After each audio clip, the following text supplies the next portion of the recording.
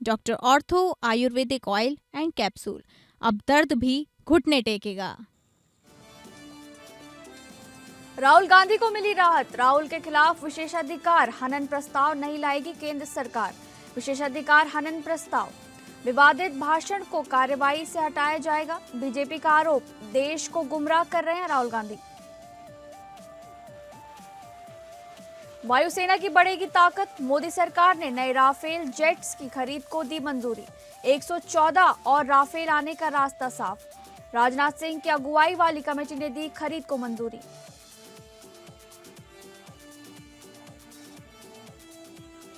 Chhattisgarh cabinet बैठक में कई अहम फैसले, होली से पहले किसानों को बड़ी राहत।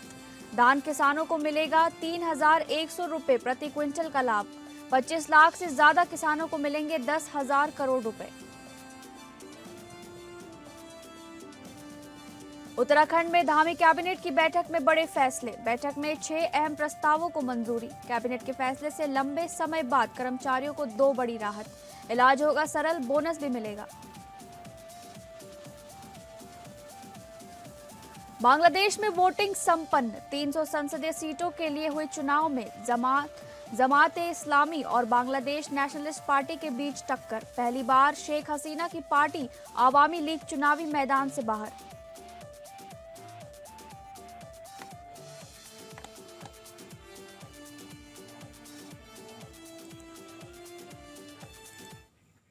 नमस्कार, आप सभी का स्वागत है इस बुलेटिन में। मैं हूं आपके साथ शालिनी राणा। शुरुआत करेंगे बुलेटिन की। लोकसभा में विपक्ष के नेता राहुल गांधी के खिलाफ केंद्र सरकार विशेषाधिकार हनन प्रस्ताव नहीं लाएगी।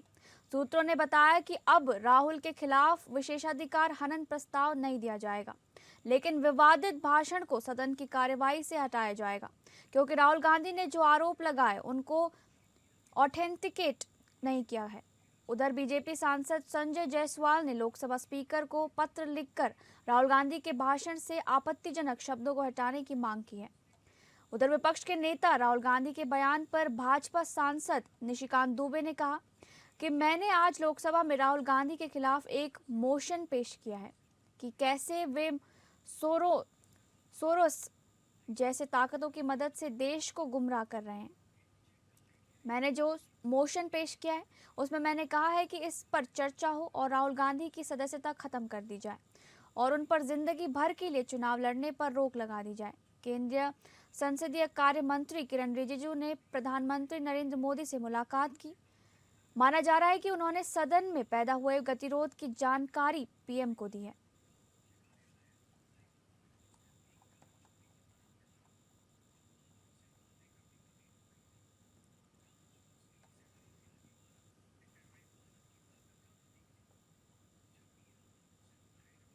रक्षा मंत्री राजनाथ सिंह की अध्यक्षता में डीएसी ने 114 अतिरिक्त राफेल फाइटर जेट्स की खरीद को हरी झंडी दे दी है। ये भारतीय वायुसेना की लड़ाकू क्षमता को मजबूत करेगा। अनुमानित लागत 3.25 लाख करोड़ रुपए है। मेक इन इंडिया के तहत भारत में उत्पादन होगा। सीसीएस से अंतिम मंजूरी अब बाकी है। नए राफेल जेट्स की खरीद को मोदी सरकार की तरफ से इजाजत मिल गई है। ये फैसला रक्षा मंत्री राजनाथ सिंह की अध्यक्षता में हुआ मीटिंग में ये फैसला लिया गया। मोदी सरकार ने फ्रांस से नए राफेल जेट्स की खरीद को मंजूरी दे दी है। पूरी दुनिया ने पिछले साल ऑपरेशन सिंदूर के दौरान फाइटर जेट राफेल का दम देखा था कि कैसे भारत ने पाकिस्तान पर एयर डोमिनेंस बनाए रखा था और पलक झपकते ही पाकिस्तान का नूर खान समेत तमाम एयरबेस पर अटैक किया था। रक्षा मंत्री राजनाथ सिंह की अध्यक्षता में हुई बैठक में नए राफेल जेट्स की खरीद को मंजूरी दी गई है। भारत ने फ्रांस से 36 राफेल विमानों को खरीदा था, जिसकी डिलीवरी दिसंबर 2024 में पूरी हो गई थी। राफेल में स्कैल्प मिसाइल भी थी, जो हवा से जमीन पर मार करने वाली एक तरह की क्रूज मिसाइल है, जो 300-500 किलोमीटर दूर मौजूद शत्रु के बंकरों और ठिकानों को निशाना बना सकती है।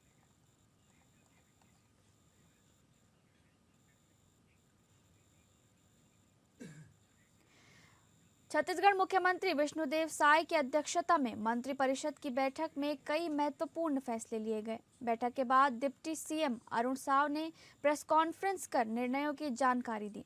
कैबिनेट ने फरवरी-मार्च 2026 में होने वाले विधानसभा सत्र के लिए राज्यपाल अभिभाषण के प्रारूप को मंजूरी दे दी है। साथ ही बजट वर्ष 2026-27 के विनियोग विधेयक के प्रारूप को भी स्वीकृति प्रदान की गई है। बैठक में किसानों के हित में बड़ा निर्णय लिया गया। समर्थन मूल्य पर धान बेचने वाले किसानों को 3,100 रुपये प्रति क्विंटल की दर से अंतर की राशि होली से पहले एक मुश्त भुगतान की जाएगी।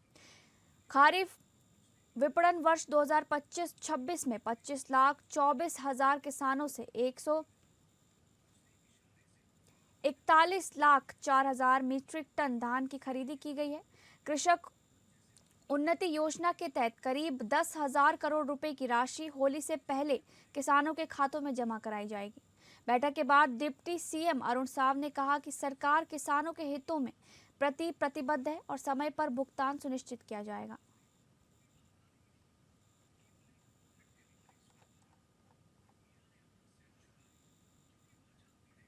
देहरादून में आयोजित धामी कैबिनेट की महत्वपूर्ण बैठक संपन्न हो गई है, जिसमें कुल 6 अहम प्रस्तावों पर मोहर लगाई गई। बैठक के बाद मुख्यमंत्री सचिव शैलेश बगौली ने प्रेस कॉन्फ्रेंस कर निर्णयों की विस्तृत जानकारी दी। धामी कैबिनेट ने ईएसआई से जुड़े और कारखानों में काम करने वाले कर्मचारियों को बड़ी राहत दी है। एक और जहां उनके इलाज के लिए अब चिकित्सकों की कमी नहीं होगी, तो वहीं उन्हें अब पूरा बोनस भी मिल सकेगा। सरकार ने श्रम विभाग के तहत पेमेंट ऑफ बोनस एक्ट 1965 को पुनः लागू करने का निर्णय लिया है। कोविड काल में इसमें संशोधन किया गया था, लेकिन अब 1965 कर्मचारियों को फिर से बोनस देने का रास्ता साफ हो गया है। स्वास्थ्य सेवाओं को सुदृढ़ करने के लिए ईएसआई डॉक्टरों की नियुक्ति संबंधी 2006 की नियमावली में संशोधन किया गया है। इसके तहत 94 नए पद सृजित किए जाएंगे, जिनमें ग्रेड ए के तहत 11, सीनियर मेडिकल ऑफिसर के 6 और असिस्टेंट डायरेक्टर का 1 पद शामिल है। इन पदों पर चयन मेडिकल सिलेक्शन बोर्ड के माध्यम से होगा।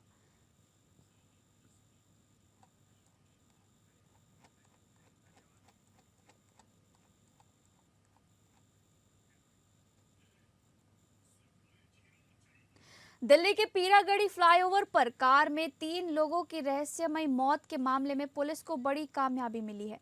पुलिस ने बाबा करीमुद्दीन को गिरफ्तार किया है, जिस पर आरोप है कि उसने कथित तौर पर तंत्र मंत्र के जरिए पैसों को कई गुना करने का लालच देकर इस सनसनीखेज वारदात को अंजाम दिया।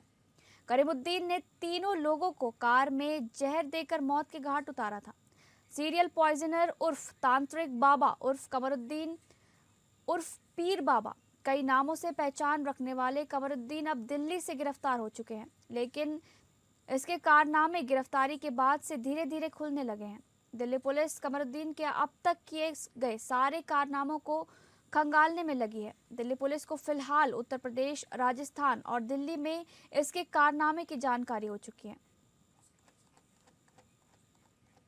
हमें तो अभी 2-3 महीने पहले पता लगा कि मजार अंदर है, जो कोई मकान में रहता है, मकान में अंदर कुछ भी करता है तो बाहर वाले को क्या पता लगता है। ये प्लॉट हमारे बराबर वाले जो डीलर हैं उन्होंने दिया था। जी जी। इसके परिवार में और कितने लोग हैं?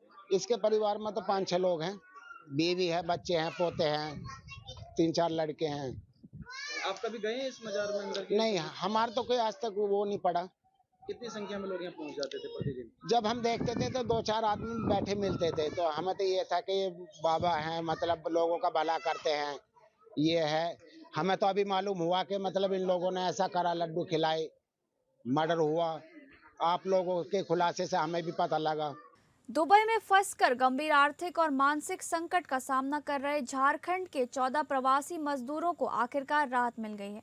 आवश्यक कानूनी प्रक्रियाएं पूरी होने के बाद सभी मजदूर सुरक्षित रूप से अपने गृह राज्य झारखंड लौट आए हैं। जानकारी के अनुसार संबंधित कंपनी मजदूरों के वेतन में अनुचित कटौती कर रही थी और कई महीनों से उनका भुगतान लंबित था। इतना ही नहीं, कंपनी ने उनके पासपोर्ट और एमिरेट्स आईडी भी अपने कब्जे में रख लिए थे, जिससे वे असहाय स्थिति में फंस गए थे। मामला झारखंड के स्वास्थ्य मंत्री डॉक्टर इरफान अंसारी के संज्ञान में आने के बाद उन्होंने तत्काल हस्तक्षेप करते हुए दुबई में कार्यरत जैद अहमद अंसारी से संपर्क किया। जैद अहमद अंसारी ने मजदूरों से मुलाकात कर उनकी समस्याओं की जानकारी ली और कंपनी प्रबंधन से सख्त वार्ता की। इसके बाद बकाया वेतन भुगतान और दस्तावेजों की वापसी की प्रक्रिया शुरू कराई गई। पूरे मामले की जानकारी भारतीय दूतावास को भी दी गई। दूतावास के हस्तक्षेप के बाद कंपनी ने मजदूरों के बकाया भुगतान और आवश्यक दस्तावेजों से संबंधित औपचारिकताएं पूरी की। सभी प्रक्रियाएं पूरी होने के बाद 14 प्रवासी मजदूर सुरक्षित स्वदेश लौट आए।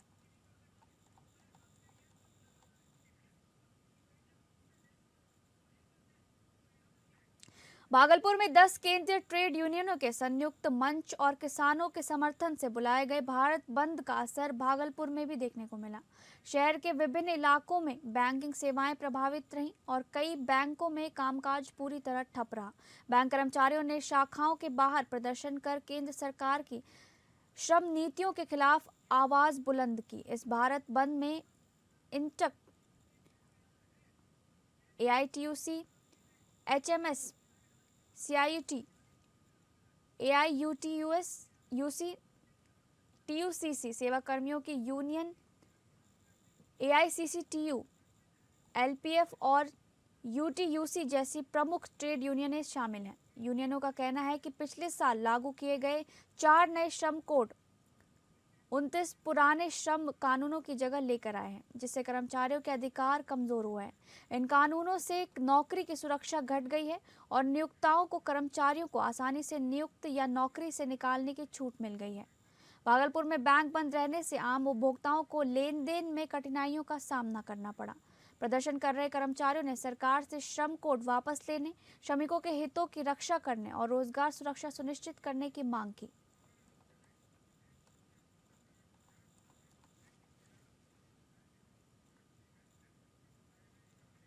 देश भर की ट्रेड यूनियनों द्वारा आहूत भारत बंद का असर कई राज्यों में देखने को मिला, जिसका प्रभाव पंजाब के अमृतसर में भी साफ नजर आया। अमृतसर के भंडारी ब्रिज पर विभिन्न मजदूर संगठनों और किसान संगठनों ने संयुक्त रूप से एक बड़ा शांतिपूर्ण प्रदर्शन किया।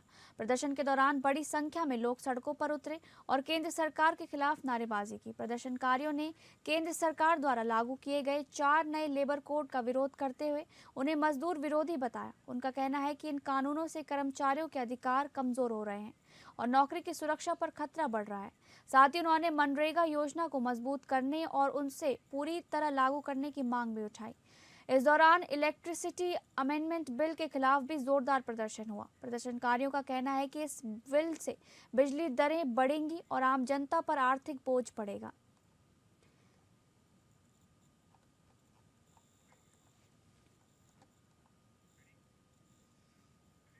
अमरावती जिले के चांदूर रेलवे तालुका से एक रूह कपा देने वाली वारदात सामने आई है, जहां एक 16 साल की नाबालिग छात्रा को डरा धमकाकर पिछले 7 महीनों से 5 युवक दरिंदगी का शिकार बना रहे थे। इस क्रूरता के कारण पीड़िता 3 महीने की गर्भवती हो गई है, जिसके बाद इस पूरे मामले का खुलासा हुआ है। इस मामले में चांदूर रेलवे पुलिस ने सभी 5 आरोपियों के खिलाफ पॉक्सो एक्ट और एट्रोसिटी एक्ट के तहत केस दर्ज किया है। आरोपियों की लगातार धमकियों की वजह से पीड़िता शिकायत करने से डर रही थी। आखिर में उसकी तबीयत बिगड़ने पर मेडिकल जांच में पता चला कि वह 3 महीने की प्रेग्नेंट है, जिसके बाद ये घटना सामने आई। पुलिस ने तुरंत कार्रवाई करते हुए सभी आरोपियों को गिरफ्तार कर लिया। पुलिस सब इंस्पेक्टर वीणा पांडे के मार्गदर्शन में आगे की जाँच चल रही है।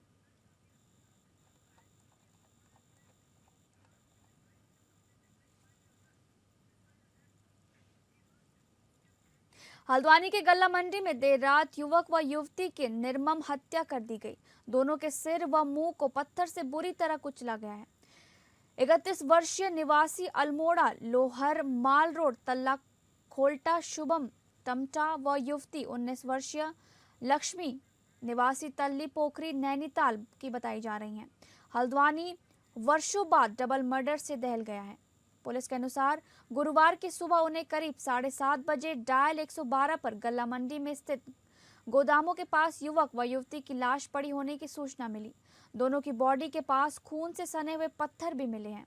दोनों का सर पत्थरों से बुरी तरह कुचला गया है। पुलिस को युवक के पास से एक चंपावत व अल्मोड़ा के आधार कार्ड मिले हैं। वहीं युवती नैनीताल की बताई जा रही है। हालांकि पुलिस अभी दोनों शवों की पहचान पत्रों की जाँच कर रही है।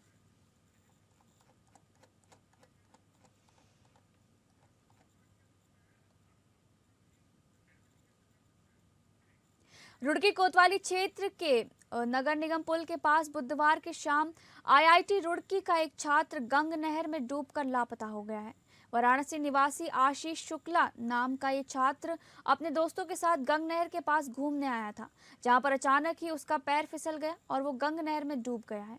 आईआईटी रुड़की के छात्र आशीष शुक्ला का गंग नहर में डूबकर लापता होने का एक दर्दनाक वीडियो भी सामने आया है, जो आज सोशल मीडिया पर वायरल हो गया है। घटना के बाद पुलिस और जल पुलिस के द्वारा गंग नहर में सर्चिंग अभियान चलाकर आशीष शुक्ला की तलाश की जा रही है। बता दें कि वाराणसी निवासी आशीष शुक्ला आईआईटी रुड़की में एमबीए की पढ़ाई कर रहा था।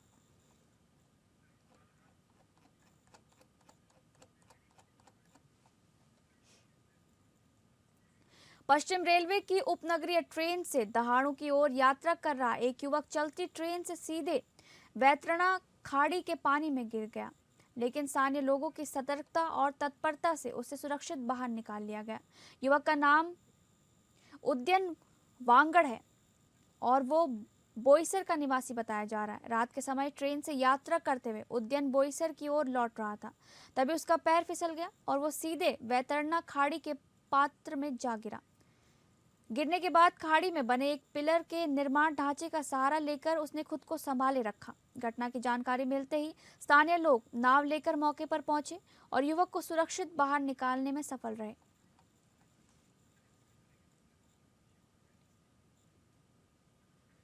फिलहाल इस बुलेटिन में बस इतना ही। नमस्कार।